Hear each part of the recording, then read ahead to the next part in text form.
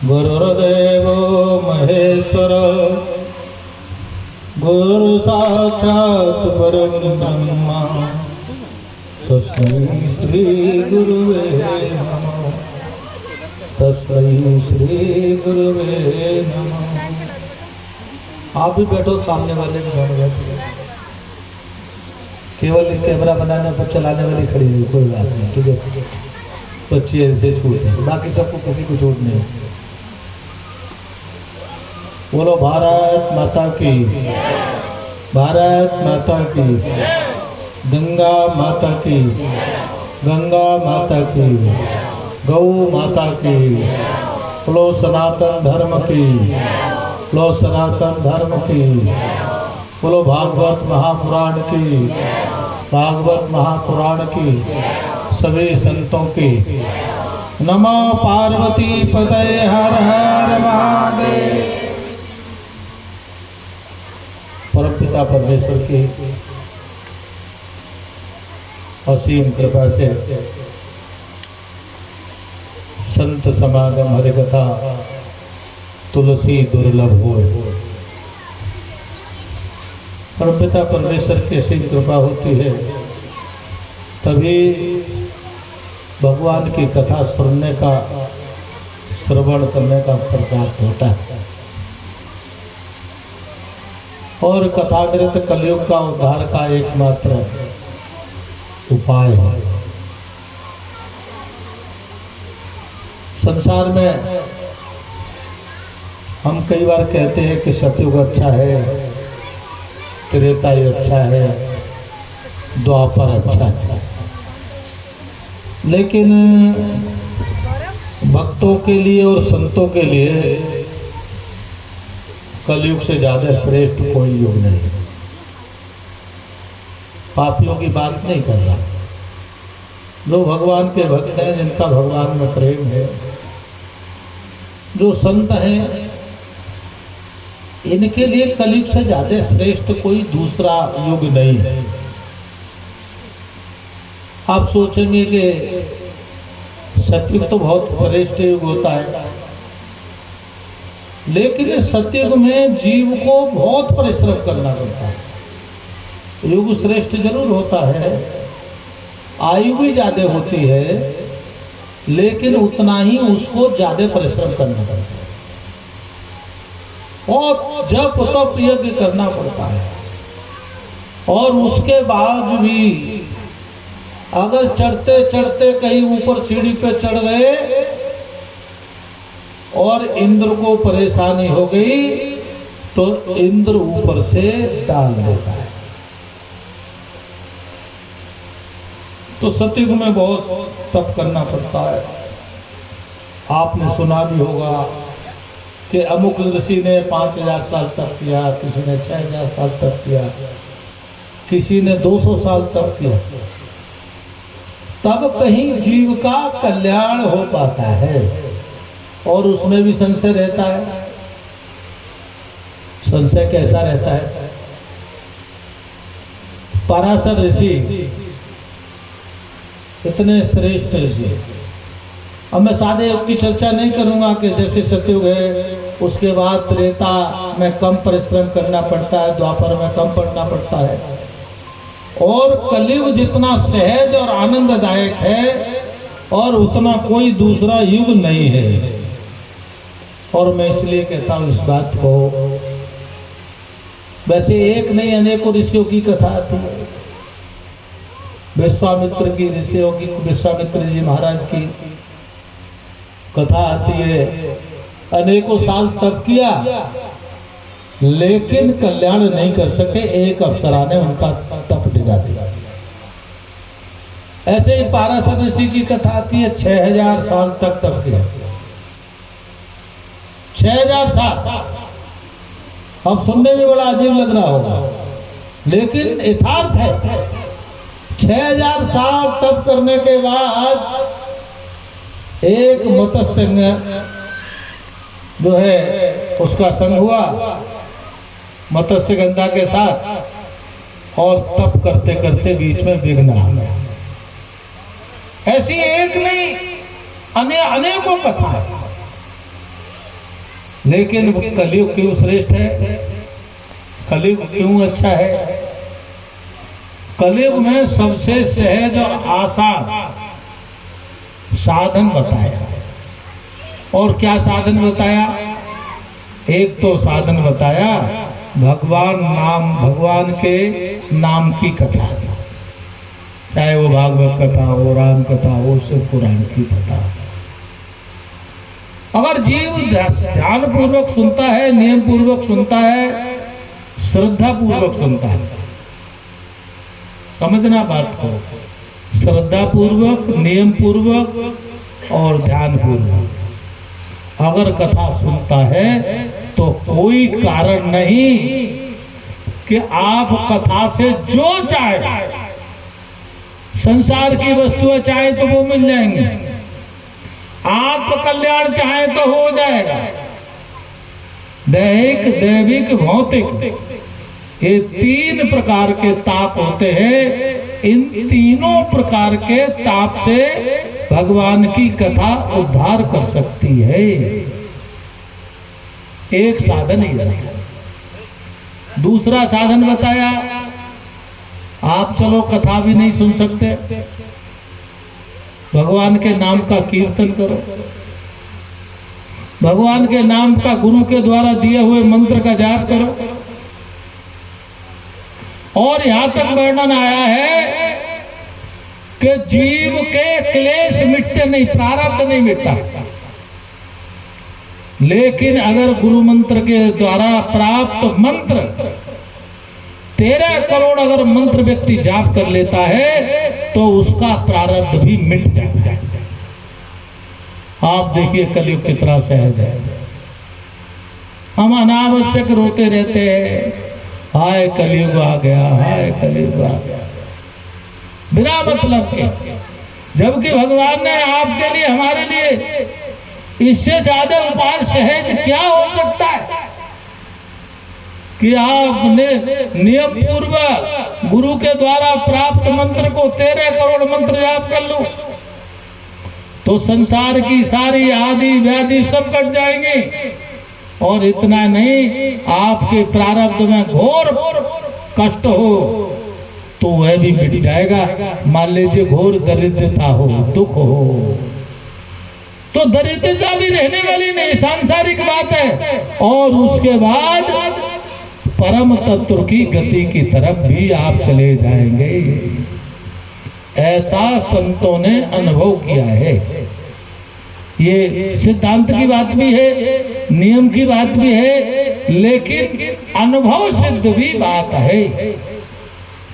एक नहीं, अनेकों उदाहरण। एक उदाहरण आता है विद्यारण्य स्वामी का। विद्यारण्य स्वामी एक संत हुए। संत से पहले वो गृहस्थ में ही थे, सभी गृहस्थ से ही संत बनते हैं।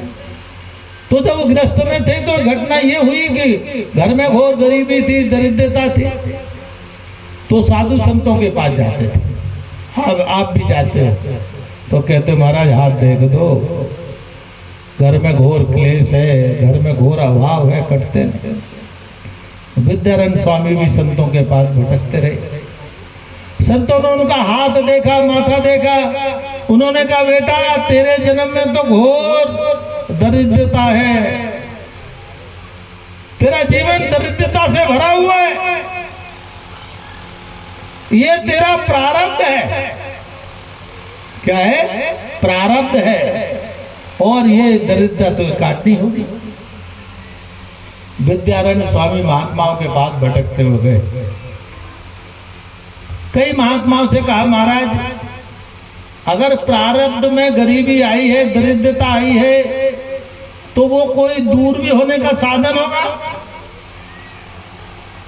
तो एक संत ने कह दिया हाँ हो जाएगा। जब ये ज्यादा नहीं माने तो एक संत ने कहा कि हाँ तुम्हारी ये घोर गरीबी दरिद्रता दूर हो जाएगी जब आप गायत्री के पुरस्चरण करोगे तो। संतों का क्या होता है कि जीव को, भटकते हुए जीव को परमार्थ की ओर ले जाते हैं। और भगवान के ऊपर छोड़ देते हैं। देखा ये जीव दुखी है, ये गरीबी के कारण सत्य दुखी है, कहीं ये आत्महत्या न कर ले, गिलानी में न डूब जाए। इसीलिए संतों ने कहा कि इसको ऐसा लगा दो काम पे। अब एक पुरुषण गायत्री का करने में 1.25 लाख लगता है, 1.25 वर्ष लग जाता है। बहुत कठिन है गायत्री का पुरुषण करना। नियम और शुद्धता के साथ करोगे तो एक पुरुषण में 1 से 1.25 साल लगता है। कोई बहुत ज्यादा होगा तो 1 साल में कर लेगा, नहीं 1.25 साल तो लगता ही लगेगा। अब 24 पुरुषण कर लिए उन्होंने। अब अनुमान लगा लो 20-20 साल के रहे होंगे, 15-20 साल के रहे होंगे, 24-25 साल पुरुषण करने में लगे। और लक्ष्मी माता पास में नहीं आई, दरिद्रता वैसी ही बनी रही, दरिद्रता नहीं गई, गरीबी नहीं गई। अब जब कोई जीवन में बहुत पुरुषार्थ करे, कोई श्रम करे, परिश्रम करे, तो परिश्रम में अगर परिणाम ना मिले तो उदासी छाती है जीवन में। ये जीव का स्वभाव है, उदासीनपन में आता है, कुछ ना करना ठीक है। और फिर उदासीन होने पर जब संसार के प्रति जीव उदासीन होता है, जब संसार की वस्तुओं के प्रति जीव उदासीन हो जाता है, तब उसकी गति 2 ही गति होती है। या तो बुद्धिहीन व्यक्ति आत्महत्या कर लेता है और बुद्धिमान व्यक्ति संन्यास की ओर बढ़ जाता है। अब क्योंकि गायत्री के 24 पुरुषण के तो बुद्धिहीन तो रहा, उनके अंदर मेरा तो जग गई, तो सोचा कि ठीक है अब गरीबी के पीछे ज्यादा नहीं भागना चाहिए, और उन्होंने संन्यास ले लिया। नाम पड़ गया विद्यारण्य स्वामी। संन्यास का एक नाम है। गिरी हुरी अरण्य वन, ऐसे 10 नाम होते हैं। जैसे मेरे आगे गिरी लगता है, कुछ के नाम पुरी लगता है, किसी के अरण्य लगता है, वन लगता है, तो उनका नाम था विद्यारण्य। अब तो ये चले गए, और उधर क्योंकि सन्यास का जैसे ही हुआ तो सन्यास में क्या होता है, पिंडदान करना होता है। और जब पिंडदान करते हैं तो वह अपने पुराने कर्म से मुक्त हो जाता है, अपना पिंडदान खुद पे स्वयं करता है, तो उसका नवीन नाम हो जाता है और नवीन संस्कार होता है। तो विद्यारण्य को नवीन नाम मिला, नवीन संस्कार हुआ, गुरु मंत्र मिला, तो गुरु मंत्र का पुनः जाप शुरू हो गया। क्योंकि जाप करने की तो आदत लग गई ना, 24, 25, 30 साल किए होंगे मंत्रों का जाप, तो जिसका मन जाप में लग जाता है फिर दुनिया की चीजें उससे हट जाती हैं। आप खुद ही प्रयास करो, आप जब माला जाप करोगे तो पहले दिन एक माला जपने में बड़ी कठिनाई होगी। अभी मुझे मेरे गुरुजी ने आदेश कर दिया, इतनी माला जाप करके जाओ। मैंने एक माला जपी सारे दिन में, और समय भी दे दिया कि इतना बड़ा जाप, और कह दिया 2 महीने पूरा करना। अब एक माला जपी, मैंने कहा 2 महीने में कहां से होगा पूरा। मैंने कहा गुरुजी से क्षमा मांग लूंगा, जाके निवेदन करूंगा। मैं आपको अपनी व्यथा बता रहा हूं, बिल्कुल सत्य। लेकिन मैंने कहा नहीं, पहले पूरा करने का प्रयास करूंगा, उससे पहले बात नहीं करूंगा, गुरु आ गया। तो मैंने दूसरे दिन दूसरी बढ़ाई, तीसरे दिन तीसरी बढ़ाई, और अब मुझे पता नहीं लगता 150 मालाएं पता नहीं कब हो जाती है। एक माला से 150 तक पहुंच गया। और मैंने वो जो उन्होंने आदेश किया था, अभी मेरे पास 4-5 दिन शेष हैं और मेरा जाप पूरा हो गया है। लेकिन आप जाप की तरफ बढ़ेंगे तब भगवान भी मदद करता है, गुरु भी मदद करता है। मैंने गुरु जी का ध्यान किया, मैंने गुरुदेव आपने अटकाई है तो आप ही पार करो। ये मैं क्यों कह रहा हूं, मेरे लिए 150 मालाएं बहुत कठिन है। कठिन क्यों है? मुझे सारे दिन कई सारी मीटिंग करनी पड़ती हैं, तो क्या गाड़ी में तो मीटिंग नहीं चल रही, मैंने बस काम क्या करता, चलो ठीक है यात्रा चल रहे, मोबाइल बंद, नहीं उठाएंगे मोबाइल, माला जाप करेंगे। अभी 2 दिन पहले पूर्व हुआ है तो मैं थोड़ा सा सुकून में हूं, अब तो एक्स्ट्रा में चल रहा है मामला, लेकिन जो आदेश हुआ था उस पर मैंने प्राप्त कर लिया भैया, मुझे अनुनय विनय करने की जरूरत नहीं पड़ी कि प्रभु आपने जो आदेश किया था वो पूरा नहीं हो पाया। तो जाप की ऐसी गति है, अगर आप बढ़ाओगे तो पता लगेगा आपके अंदर बैठ गया, और फिर आपका जपा अजपा जाप शुरू हो जाएगा, आपको फिर सोते सोते जाप होने लगेगा, जागते तो होगा ही, चलते फिरते भी जाप शुरू होगा, और फिर सोते सोते भी जाप शुरू हो जाएगा। तो जाप की ऐसी लीला है। तो विद्यारण्य स्वामी अपने गुरु मंत्र का जाप करने लगे, आदत लगी हुई। तो देखते क्या है, एक दिन एक देवी प्रकट हो गई उनके सामने। विद्यारण्य स्वामी ने पूछा आप कौन है? कहने लगी मैं गायत्री देवी हूं, मैं तुमसे आज प्रसन्न हो गई हूं। विद्यारण्य स्वामी ने पूछा क्यों आई हो? सन्यासी है ना अब तो। अरे जो मांगो मैं मिलेंगे विद्यारण्य। बोले जाओ जाओ दिल्ली जाओ। मेरा मजाक बनाने के लिए आई हो? मैंने 24, 25, 30 साल आपकी तपस्या की साधना की, जब आपकी मुझे जरूरत थी तब आप आई नहीं। आज आप मैं सन्यासी बन गया हूं, तुम्हें मालूम है कि मैं कुछ दुनिया का ऐश्वर्य मांग नहीं सकता। सन्यासी का धर्म नहीं है कि दुनिया के सुख साधन मांगे, तो इसीलिए आप मेरा मजाक करने आई हैं माता जी। अब आप जाओ, जहां से आई हो वही जाओ। विद्यारण्य स्वामी को क्रोध में देखा और उदासीन मन देखा, तो माता जी ने कहा कि विद्यारण्य तू नाराज मत हो, एक बार जरा पीछे मुड़ के तो देखिए तेरे पीछे क्या हो रहा है। विद्यारण्य ने जब पीछे देखा तो देखते क्या है, 24 पहाड़ और दूसरे पहाड़, पत्थर के पहाड़ों में आग लग रही है। जब 24 पत्थर के पहाड़ों में आग लगते हुए देखा तो विद्यारण्य स्वामी घबरा गए, कहने लगे माता ये क्या लीला है?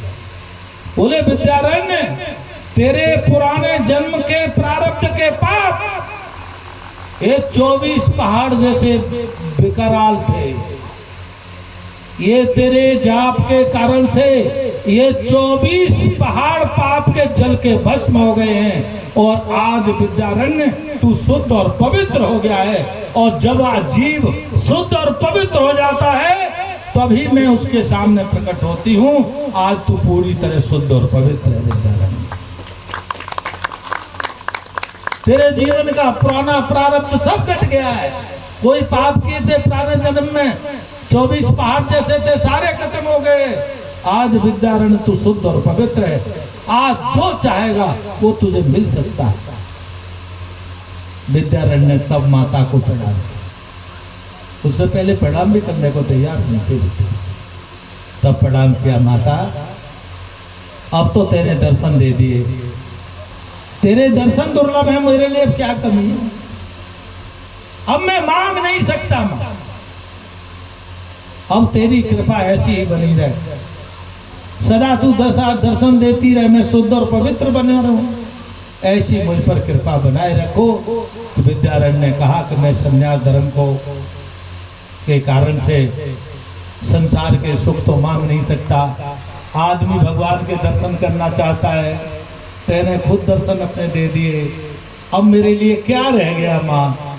ऐसा उन्होंने फिर उन्होंने वंदन किया, स्तुति की गायत्री माता की। तो विद्यारण्य स्वामी जैसे व्यक्ति का प्रारब्ध बदला। ऐसे एक नहीं, मैं एक कथा तो आपको हृदय में विश्वास के लिए आपको सुनाई है। और वो विद्यारण्य स्वामी सामान्य संत नहीं हुआ, आज मैं सुना रहा हूँ, उनका पूरे विश्व में बड़ा नाम हुआ उनके समय।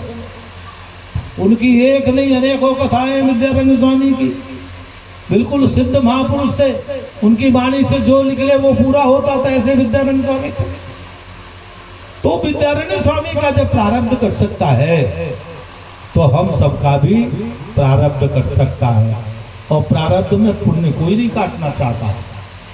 पुराने जन्म में जो पुण्य किए हों वो कोई काटना चाहता है? हाँ भाई, पुराने जन्म के जो पुण्य है वो कौन कौन खत्म करना चाहता है अपना? कोई है? एक भी नहीं मिलेगा। पुराने जन्म के पाप ही खत्म करना चाहते हैं, ठीक है ना?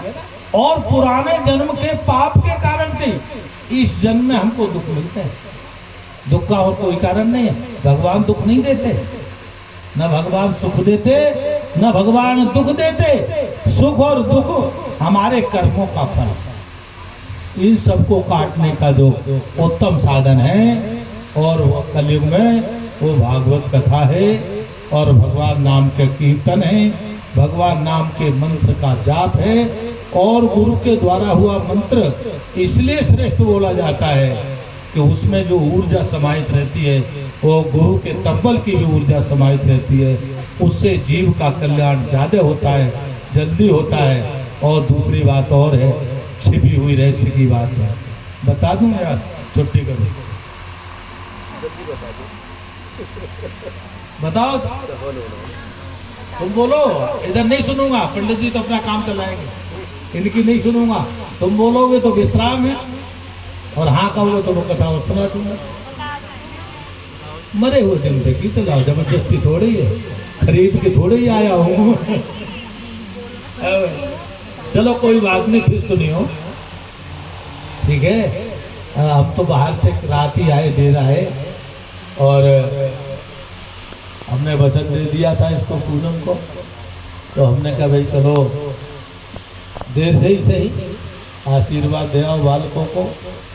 लेकिन आप सोच में बात समझ लो, संतों की इतनी महिमा है कि भगवान की इच्छा हो या न हो, लेकिन अगर संत बीच में आ जाते हैं तो भगवान की इच्छा तो इच्छा होती है, लेकिन भगवान की अनिच्छा भी इच्छा हो जाती है।